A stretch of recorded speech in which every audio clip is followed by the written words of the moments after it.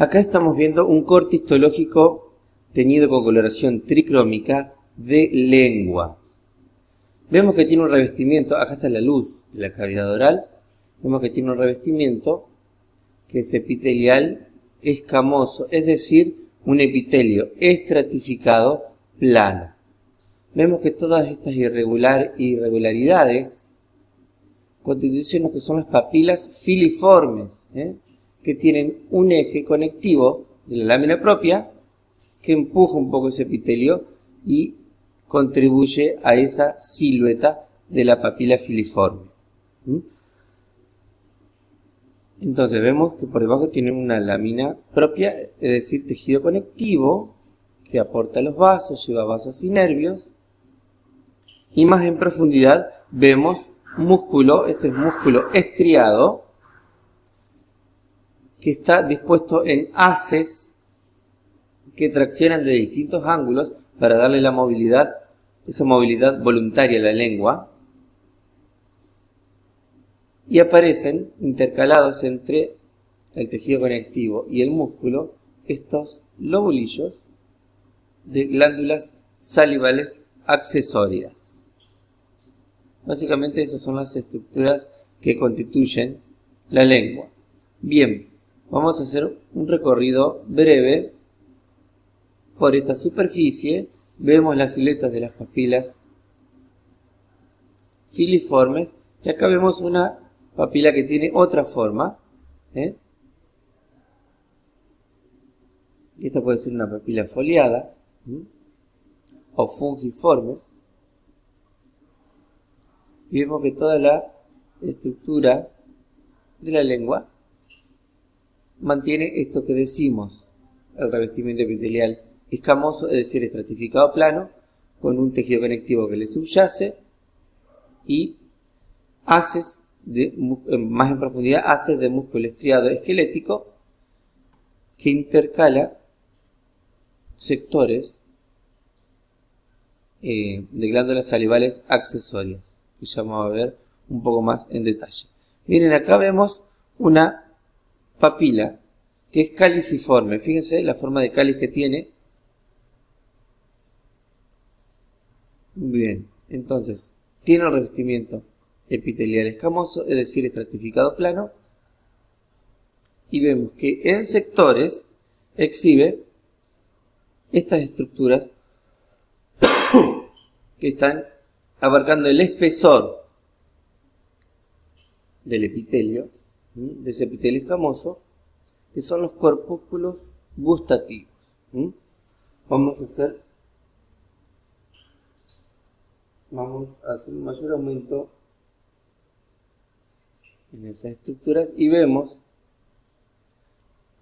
que son estructuras epiteliales, y aunque se ven que en algunos sectores estuvieran en el espesor del epitelio metidos, en realidad van desde la superficie a la profundidad, ¿de acuerdo?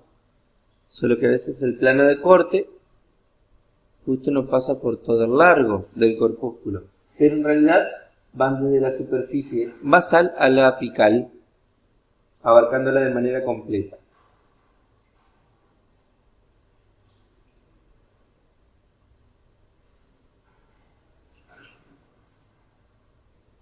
Entonces acá vemos estos corpúsculos gustativos que están constituidos por algunas células basales, que le dan basales y que le dan estructura, que le dan sostén, y las células que realmente están vinculadas a la superficie y que captan las sustancias que la van a excitar, contribuyendo con el sentido del gusto. Por lo tanto, las sustancias que estarían acá en la luz de la cavidad oral excitan a estas células de los corpúsculos gustativos, que lo transforman en un potencial de acción, porque acá, en la lámina propia, vamos a ver estructuras nerviosas, no aparecen en el plano de corte, pero estos corpúsculos gustativos se vinculan a haces nerviosos que transportan esos potenciales de acción esos potenciales de acción generados por las células sensoriales que forman parte del corpúsculo gustativo.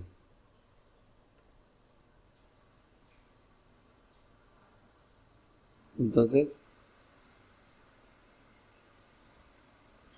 la papila, esta papila caliciforme, fíjense, tienen en sus lados múltiples corpúsculos gustativos. Entonces, desde la luz, donde están las sustancias capaces de excitar a estos corpúsculos e intervenir en el sentido del gusto, estimula las células sensoriales de los corpúsculos gustativos y, vía nerviosa, salen por la vena propia y, digamos, llevarán al cerebro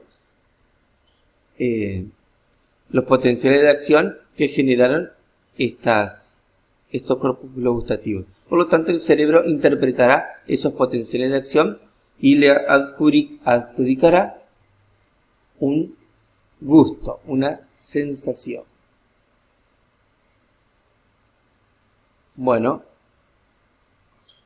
acá vemos una glándula salival. La glándula salival, vemos que acá está constituido por múltiples acinos, la mayoría de estos son serosos, pero tenemos que tener en cuenta que las glándulas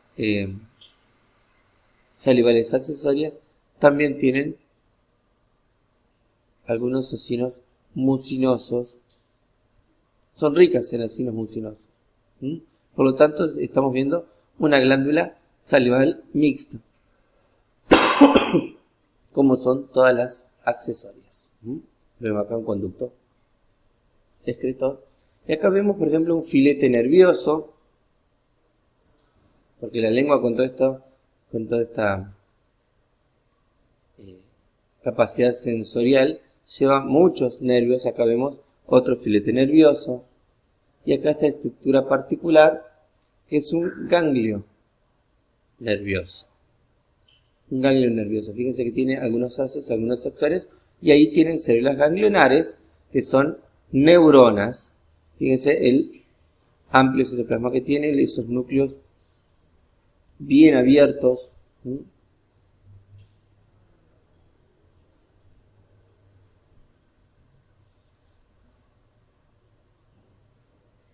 Porque son ganglios que intervienen en la regulación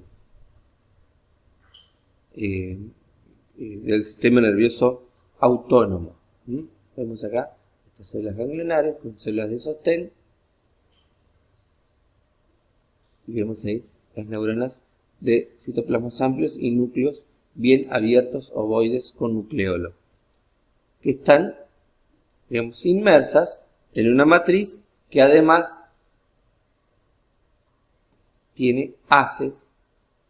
Fíjense que se ven ahí algunos axones.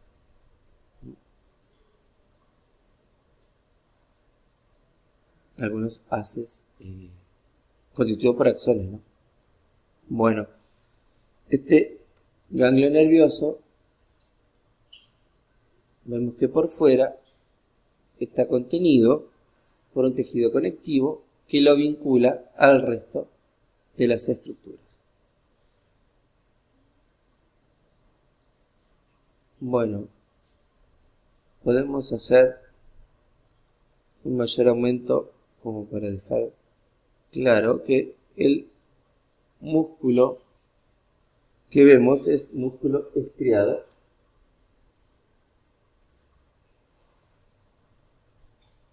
Músculo estriado esquelético. Ahí se ve claramente que tiene múltiples estrías, con todos los sarcómeros alineados, porque este es músculo estriado esquelético. Fíjense con los núcleos también por fuera de las fibras, característico del músculo estriado esquelético. Bueno, entonces lo que acabamos de ver es un corte histológico de lengua.